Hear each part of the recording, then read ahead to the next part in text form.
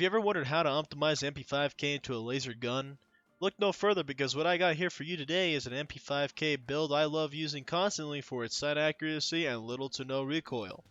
I have provided you with this build in action as the background gameplay. Please sit back and enjoy as we now get into the build. Also, a quick note for those who are veterans of Phantom Forces. This video is made with newer players in mind, so there may be stuff I talk about that you already know, so please bear with me. The build I'm talking about is an EOTech XPS2 for optics, muzzle brake for barrel, stubby grip for underbarrel, MP5K stock for other, and default for ammo. Before we get into the reasoning behind my choices in this build, we have to take a look at the gun with no attachments and its default stats.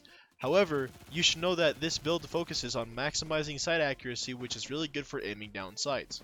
At first glance, we have a PDW with a rank 0 requirement that has damage between 30 to 17 with a fire rate of 900 rounds per minute. The MP5K will deal 30 damage from 0 to 50 studs, then drop off afterwards until around 80 studs, where it will flatline at 17 damage, hence the damage being between 30 to 17. The ammo capacity being 30 rounds per magazine plus 1 in the chamber and 120 rounds in reserve. The fire modes available are automatic and semi-auto. With this basic information, we can see that the MP5K has excellent hip accuracy, making it a great hip firing weapon, which means this is a good gun without attachments if you like to hip fire a lot. However, the MP5K's accuracy and sight accuracy are not exactly where you'd want them to be if you wanted to aim down sights more often. We can also see that close quarter engagements are preferred versus medium and long distance engagements due to its range falling off at 50 studs and flatlining at 80 studs with a low damage of 17 per hit, not counting headshots. This does not mean, however, that this gun cannot perform decently at medium and long range. Now, we will compare the basic stats to all the stats with my attachments on. And don't worry, I do know that some of these attachments require a high kill amount to unlock them, so I will go into the replacement attachments later. With my build, I lower the hip accuracy to slightly increase my overall accuracy and drastically improve the sight accuracy. The MP5K stock in the other attachment slot is the biggest help to the sight accuracy, so keep that in mind. What this means is that, compared to the default MP5K with no attachments, my build really irons out the recoil, making it feel as if there was none compared to the already little recoil it had with no attachments. Other than the overall accuracy changes, my MP5K practically remains the same, just eliminating a majority of the recoil. The reason why I have no ammo type is because of how long you'd have to use the gun to get an ammo type in the first place. However, if you insist on an ammo type, I would go for either the plus P or the 10mm conversion ammo, as they both help the gun perform better, especially the 10mm conversion. Now let's get into the attachments you could use while you're progressing through the attachment unlocks. In all honesty, most if not all optics are subject to preference. Don't always listen and follow the stat chart religiously when it comes to the optics, as when you change them around, accuracy will have the tendency to show higher stats for more zoomed in optics like a 3x scope compared to a red dot sight. Basically meaning you can really pick any optic of your choice as long as you feel comfortable with it. However, I personally love holographic sights, and that is why I stick to the EOTech XPS2. Though, looking through some optics, I found that the Mars optic can also increase hip accuracy, so I may switch to that sight instead myself. For barrels, the only other choice I would pick is the compensator until you unlock the muzzle brake. Reason being that the compensator will help reduce some recoil, but the muzzle brake will reduce more.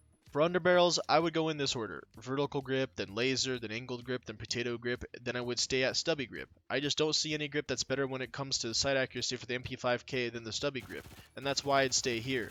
The other attachments I mentioned just help you build up more and more sight accuracy as you use the gun until you hit stubby grip. While you are unlocking more and more attachments for the MP5K, I'd recommend going in this order for the other slot: laser, then green laser, then I'd stay at MP5K stock. As I mentioned earlier, the MP5K stock is the biggest component to your sight accuracy. No other attachment in its category is better than the stock for sight accuracy.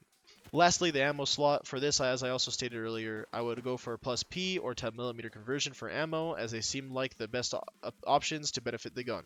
However, if I were to make the choice, I'd pick 10mm conversion over plus P.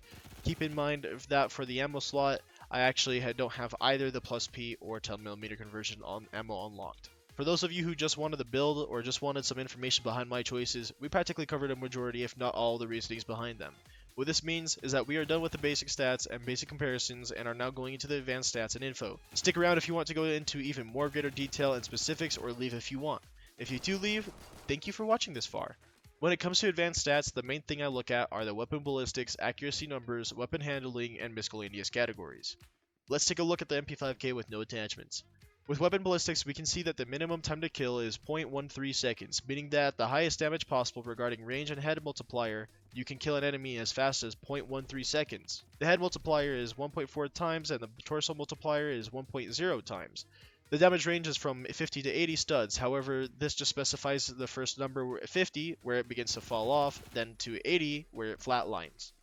Muzzle velocity is 2000 studs per second, meaning how fast a bullet can travel. The penetration depth is 0.5 studs, meaning that with any material other than metal, if it's 0.5 studs in width or less, the bullet will penetrate. Also, I haven't completely tested penetration depth, so I am only speaking from experience that I believe only metal is the non-penetrable material in the game. Suppression is 0.2, which is pretty much how hard it will shake an enemy's screen, and the likelihood of you shaking their screen when you fire at them. For the accuracy categories, I won't go into super detail as I'm not 100% sure as to what all those stats do. Instead, we will be looking at its number. Hip accuracy is sitting at 57, sight accuracy at 27, with accuracy at 27 as well. For weapon handling, we have a reload time of 2 seconds with bullets still in the magazine versus the empty reload time of 2.7 seconds when you fully emptied your mag.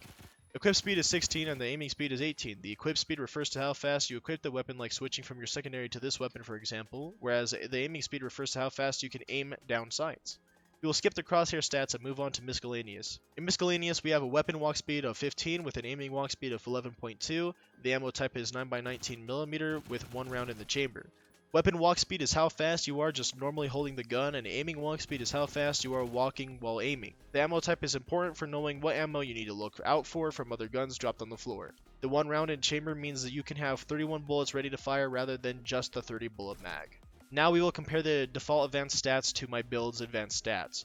Almost all the stats that were changed with my attachments will be seen in yellow. Keep that in mind while looking at these stats. When we compare the default MP5K to my MP5K, we can see that the weapon ballistics remained the same, but hip accuracy decreased for the drastic increase in sight accuracy and slight increase in accuracy. The only other change we can see is the change in weapon ballistics from the equip and aiming speed, which were lowered. For those who don't know, those speeds being lowered is a good thing. One last thing before the outro, this is coming to you guys in post-editing process when I'm editing the video and stuff. Just keep in mind that when I was playing with this certain gun and this build specifically, I found out that the Mars was more beneficial and more helpful to the gun's stats than the EOTech XPS2, so I switched over to the Mars now. And so in my opinion, if you want the best in-slot optic, I would go for the Mars versus the EOTech XPS2. However, keep in mind that the optics are still very, very, very preference-based. So only go with what you want for the optic, please. That's it for the video. Thank you all for making it this far if you did, and I'll see you all in the next video. Bye-bye!